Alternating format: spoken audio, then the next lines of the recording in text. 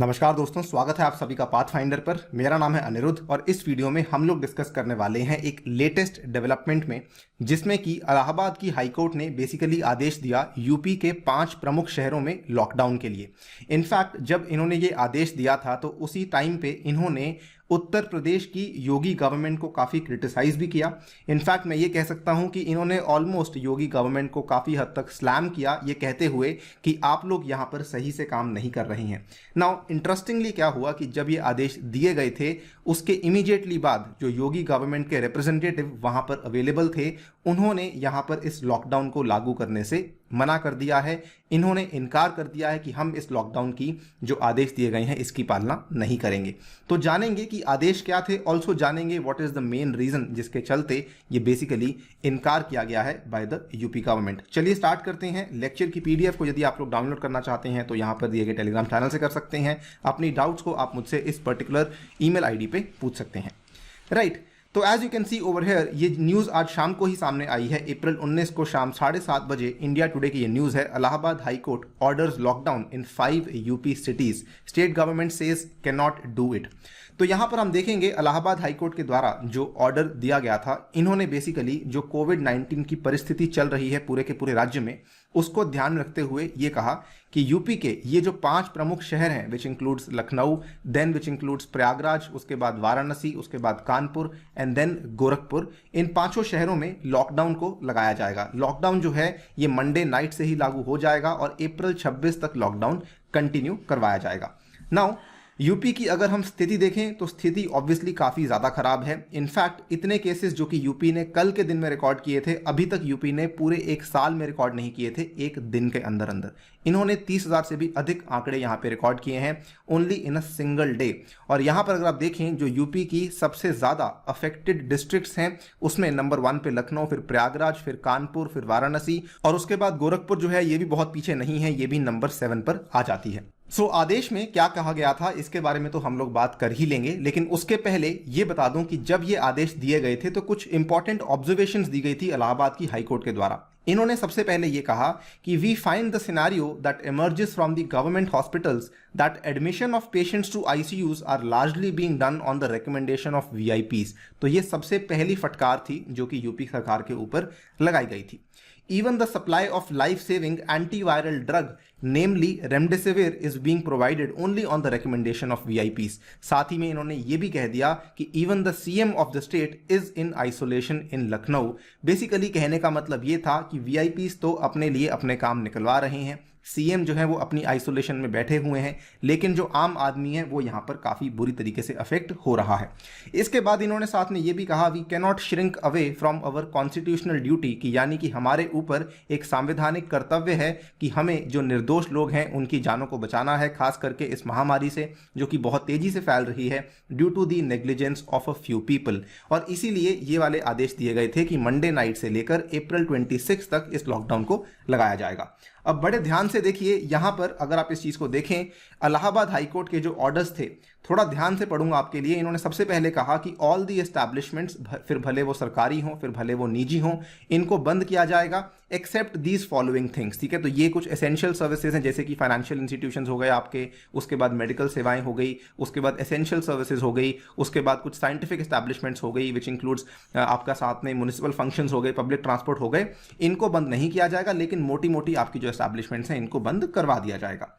अब इसके बाद इन्होंने साथ में ये भी कहा I will mark out certain things over here, all the shopping complexes, malls, restaurants, hotels, grocery shops, other commercial shops will also remain closed. However, medical stores will continue to operate.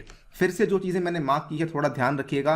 इसके बाद order को आगे पढ़ता हूं। इन्होंने कहा all the hotels, restaurants and even the small eating points on ठेलास etcetera they shall also remain close till April 26। इसके बाद इस डायरेक्शन को आप छोड़ सकते हैं। Coming to the last direction, no social functions and gatherings including marriage functions shall be permitted till April 26। इसके बाद all religious activities in public of any kind is directed to remain suspended. All the hawkers, most important, all the hawkers including the fruits and vegetable vendors, milk vendors and bread vendors shall go off the road by 11 AM every day till April 26.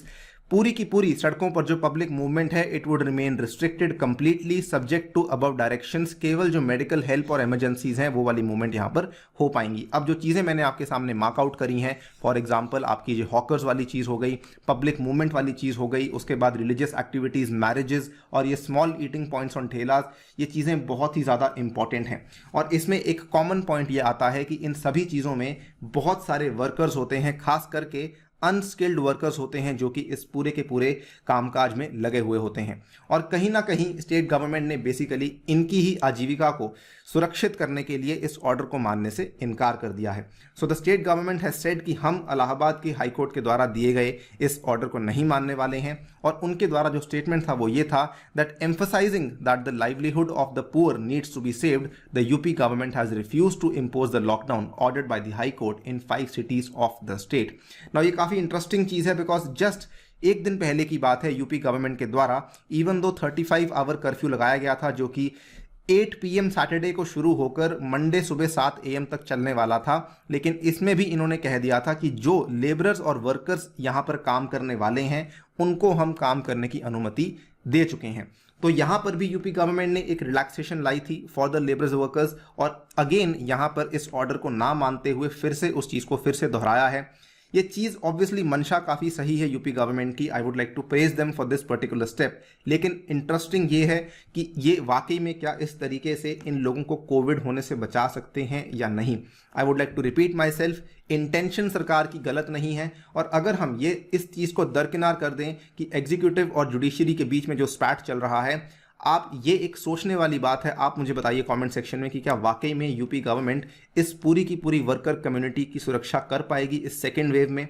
उनको livelihood देना भी एक बहुत बड़ा जिम्मेदारी का काम है, लेकिन एट द सेम टाइम उनको कोविड-19 से बचाना भी एक जिम्मेदारी का काम है। आप अपनी राय मुझे कमेंट सेक्शन में दे सकते हैं। इस वीडियो को यहीं पे समाप्त करता हूं। आने से पहले बताना चाहूँगा अनअकैडमी कॉम्बैट में आपको हिस्सा लेना बहुत ही इंपॉर्टेंट है। इस रविवार के दिन 11 बजे आप इसमें हिस्सा ले सकते हैं। एंड ऑब्वियसली हमारी फ्री टेस्ट सीरीज चल रही है जिसमें आप लोग पार्टिसिपेट कर सकते हैं। ये टेस्ट सीरीज 13 मार्च को शुरू हो चुकी थी। इसमें भी आप लोग हिस्सा ले सकते हैं अनि यूपीएससी कोड के माध्यम से। इसके अलावा अनअकैडमी की ऐप के ऊपर मेरा प्लस कोर्स आने वाला है फ्रॉम 21 अप्रैल। अगर आपने अभी तक इसको सब्सक्राइब नहीं किया है तो सब्सक्राइब कर सकते हैं यूजिंग माई कोड अनि यूपीएससी। एंड इसमें एक खास ऑफर भी है जिसमें कि आप लोग अगर 28 अप्रैल के पहले इस कोर्स को परचेज करते हैं तो आपको 12 महीने की जगह सीधा 16 महीने की सब्सक्रिप्शन अवेलेबल करवा दी जाएगी। कहने का मतलब आपकी प्रीलिम्स 2022 तक की सब्सक्रिप्शन आपको सीधा सीधा अवेलेबल करवा दी जाएगी। और अगर आप मेरा कोड यूज़ करेंगे तो इसके ऊपर भी आप सीधा 10% डिस्काउंट ले सकते हैं। एक प्लस कोर्स है, दूसरा आइकॉनिक कोर्स है। आइकॉनिक कोर्स में आपको पर्सनल कोच भी मिलता है जो कि आपकी तैयारी में आपके साथ रहता है। इसमें 28 अप्रैल तक अगर आप सब्सक्रिप्शन को परचेज करते हैं तो आपको सीधा 20 बुक्स मिलेंगी जिनकी वैल्यू 10,000 रुपीज़ है। आफ्टर 28 अप्रैल ये बुक्स लेने के लिए आपको 10,000 रुपये अलग से देने पड़ेंगे। और एक और ख़ास चीज़ है जो कि उन बच्चों के लिए अनअकैडमी लेकर आया है जिनके पास क्रेडिट कार्ड अवेलेबल नहीं है या फिर जो डायरेक्टली यूपीएससी की अनअकैडमी सब्सक्रिप्शन को परचेज नहीं कर सकते हैं, they can go for loan. और इसमें अनअकैडमी आपकी पूरी हेल्प करेगा। लोन बड़ी आसानी से आप लोग ले सकते हैं। With that I take your leave. Thank you for listening. Stay tuned and stay safe.